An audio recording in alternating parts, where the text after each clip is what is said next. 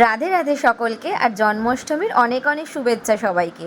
ভিডিওটা পোস্ট করতে একটু দেরি হয়ে গেল। এটা হচ্ছে আমার বাড়ির জন্মাষ্টমী। আমার গোপালদের কিন্তু সেদিন খুব সুন্দর লাগছিল, আর তার জন্য কিন্তু অনেক সুন্দর করে সারা ঘর জুড়ে ফুল দিয়ে সাজানো হয়েছিল আমার গোপুদের জন্য। তো সকাল সকাল ঠাকুরমশাইও চলে এসেছিল। আসার পর সুন্দর করে পুজো কমপ্লিট হয়ে যাওয়ার পর তারপর সন্ধেবেলা আমি সেজে গুজে আমার গোপালদের জন্য মিষ্টি সমস্ত কিছু সাজিয়ে নিয়েছিলাম। গোপালদের জন্য নিরামিষ কেকও এনেছিলাম আলাদা একটা দোকান থেকে, যেখানে শুধু ভেজ কেক বানানো হয়।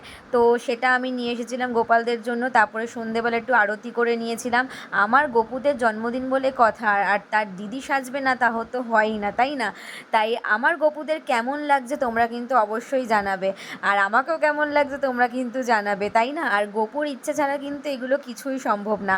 আমার গোপাল আছে বলেই আমি এত কিছু করতে পারি। তারপর সবশেষে আমি আমার গোপালদের জন্য, মানে গোপালদের জন্মদিনের জন্য কেক কেটে নিয়েছিলাম। আর এই দেখো আমার সিজু আমার পাশে বসে আছে। ওকে ছাড়া তো আমার সব কিছুই ইনকমপ্লিট, তাই না? তাই আগের বছর ওকে নিয়ে কেটেছিলাম কেক, এবছরও কেটেছিলাম। প্রত্যেক বছর জানি আমি আমার সিজুকে নিয়ে আমার গোপুর জন্মদিন পালন করতে পারি।